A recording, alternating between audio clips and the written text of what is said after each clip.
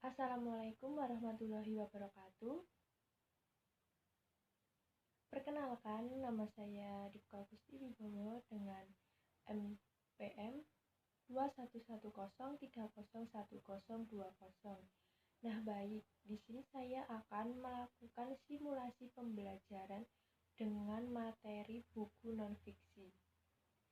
Lanjut saja ya. Assalamualaikum warahmatullahi wabarakatuh. Apa kabar semuanya? Alhamdulillah sehat ya. Baik, di sini sebelum kita memulai pembelajaran, marilah kita berdoa bersama-sama dengan kepercayaan dan keyakinan masing-masing. Berdoa dimulai. Berdoa selesai. Sebelumnya, apakah ada yang tidak masuk hari ini?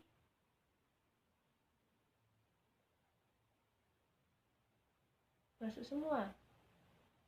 Apa perlu Ibu presensi satu persatu? Ya udah, kalau masuk semua, alhamdulillah ya. Nah, langsung saja ya, kita mulai pembelajaran pada pertemuan kali ini. Sebelumnya kan kita sudah mempelajari tentang apa itu buku non-fiksi ya. Nah, pertemuan kali ini kita akan mengulanginya lagi materi tentang buku non-fiksi agar kalian bisa benar-benar paham ya. Oke, baik. Mulai saja ya pelajarannya. Kita langsung saja ke pengertian buku non-fiksi. Nah, kalian masih ingat nggak apa itu pengertian dari buku non-fiksi? Ya, kamu tahu apa itu pengertian buku non-fiksi?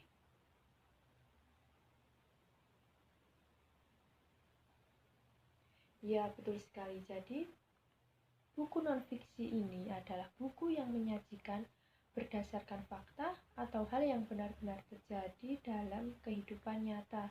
Nah, jadi buku non-fiksi ini buku yang berisi mengenai fakta berdasarkan pengalaman, pengetahuan, hasil maupun hasil penelitian.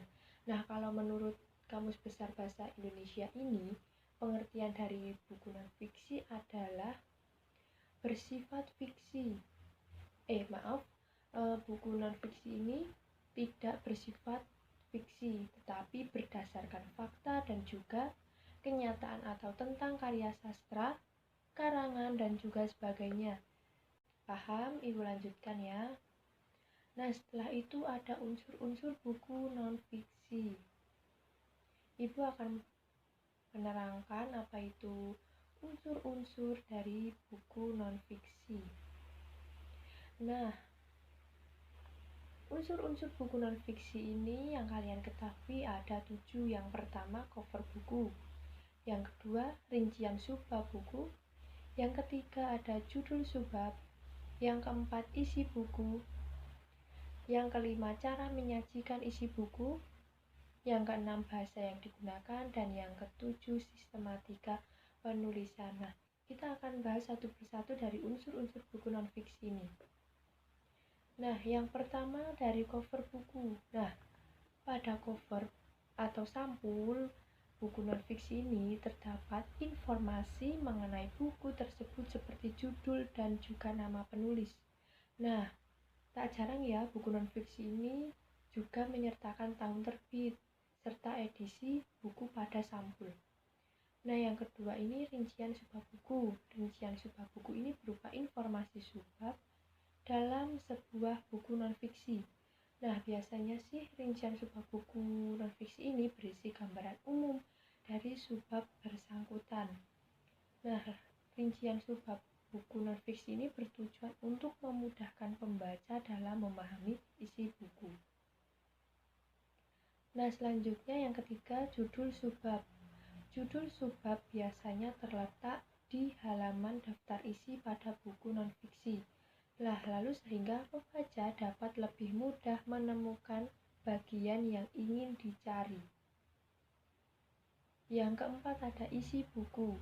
Nah, bagian ini akan menjelaskan secara rinci tentang isi keseluruhan buku non-fiksi. Nah, dari isi buku ini umumnya dijelaskan dalam bahasa yang baku agar apa? Agar dapat dipahami oleh pembaca. Nah, seperti yang dijelaskan sebelumnya, isi buku harus berdasarkan fakta dan juga data yang dapat dipertanggungjawabkan oleh si penulis tersebut. Nah, yang kelima ada cara menyajikan isi buku. Nah, unsur ini berupa daftar pustaka dari buku non-fiksi ya. Nah, daftar pustaka ini dibuat untuk menyertakan berbagai sumber referensi yang digunakan penulis dalam menyusun buku non-fiksi.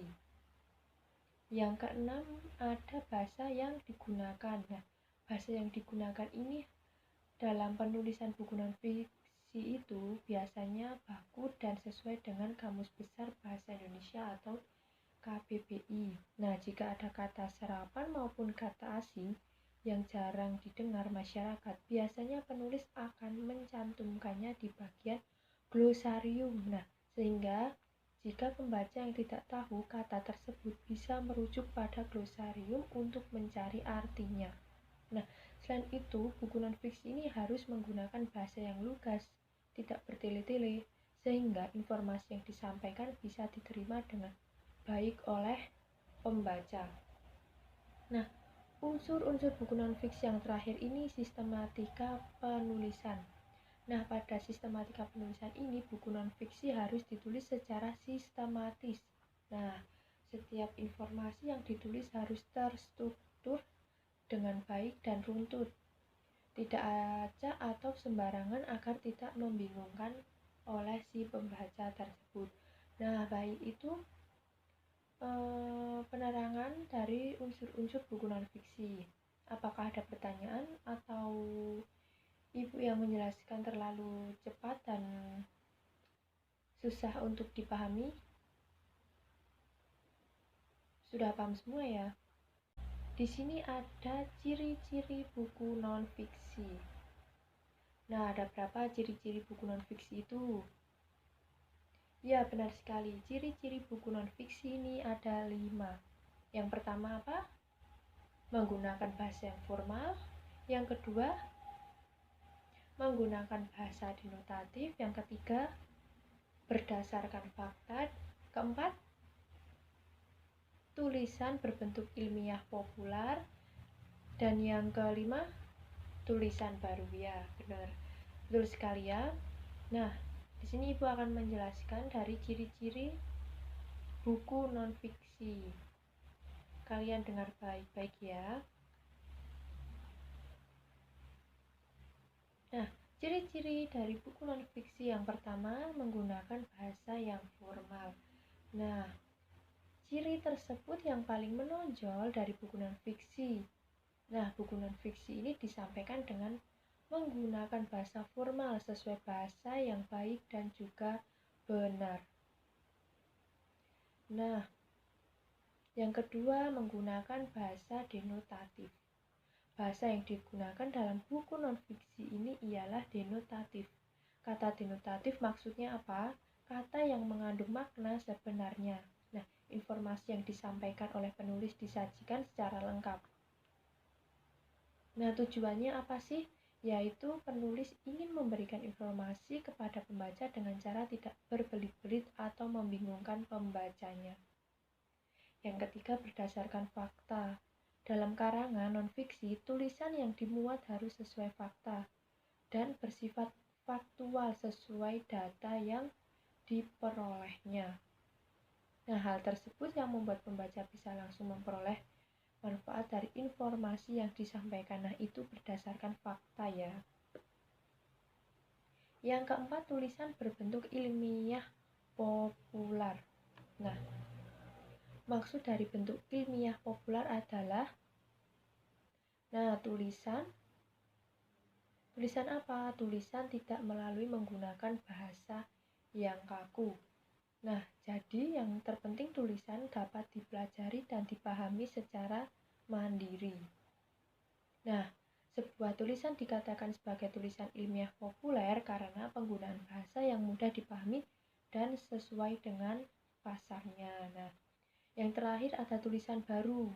Nah, pada tulisan baru ini, yang ditulis itu dalam buku non-fiksi harus temuan baru atau pengembangan dari temuan yang sudah ada. Nah, karya non-fiksi ini memiliki tujuan untuk menyempurnakan ide dari ulasan naskah terlebih dahulu. Nah, baik, itu penjelasan dari ciri-ciri buku non-fiksi. Apakah ada pertanyaan? Tidak ada. Oke, baik. Setelah itu ada contoh dari buku non-fiksi. Nah, contoh buku non-fiksi ini yang kalian ketahui ada 4. Apa saja yang pertama? Buku biografi, terus buku literatur, yang ketiga ada buku pendamping, dan yang keempat ada buku motivasi. Nah, dari buku biografi ini contohnya apa? Buku non-fiksi ini pada contoh buku biografi. Iya, sebenarnya ada banyak ya. Iya, contoh dari buku non-fiksi ini ada biografi Habibie, biografi singkat Soekarno, dan masih banyak lagi ya. Nah, setelah itu ada buku literatur. Nah, pada buku literatur ini jenis buku yang digunakan sebagai rujukan kajian keilmuan. Nah, itu pengertian dari buku literatur. Nah, buku ini biasanya memang disediakan di beberapa lembaga pendidikan seperti kampus ataupun sekolah. Nah, yang ketiga ada buku pendamping. Nah, pada buku pendamping ini jenis buku yang memiliki fungsi sebagai pendamping buku utama. Contoh yang terakhir buku motivasi. Nah, dari buku motivasi ini yang ditulis berdasarkan kajian psikologi dan dapat membangkitkan semangat para pembacanya. Nah, jadi buku ini termasuk macam-macam buku non-fiksi karena ditulis berdasarkan kajian ilmu psikologi. Nah, contoh dari buku motivasi ini yang paling populer adalah contohnya Mimpi Sejuta Dolar oleh Mary Riana. Nah, itu termasuk contoh dari buku motivasi. Sebenarnya Ibu akan memberikan soal kepada kalian, tapi ini dikerjakan sekarang atau nanti kalau belum selesai, misalnya bisa dijadikan tugas di rumah ya. Ada tugas untuk kalian. Nah, tugasnya proyek. Nah, untuk setiap siswa yaitu merangkum dan membuat peta pikiran dari sebuah buku non-fiksi yang terkait kesehatan, lingkungan, dan masyarakat adanya wabah COVID-19.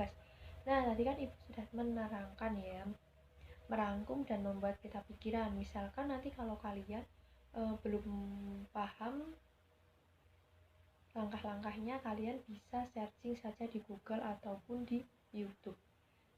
Nanti pasti banyak sekali dan kalian nanti pasti jadi paham. Nah, tugasnya ini ya, setiap siswa merangkum dan membuat peta pikiran dari sebuah buku non-fiksi yang terkait kesehatan lingkungan dan masyarakat dengan adanya wabah COVID-19. Bisa dimengerti? Bisa ya? Nah, Ibu akan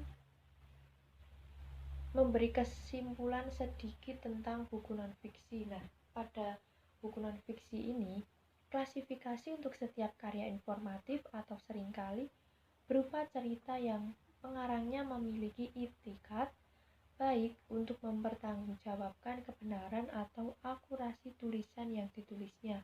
Nah, dalam menulis buku non-fiksi ini, penulis atau pengarang akan memperhatikan isi buku tersebut karena harus memuat berbagai sumber atau bahan rujukan informasi kepada para pembacanya, sehingga teori yang ditulis valid dan dapat dipertanggungjawabkan.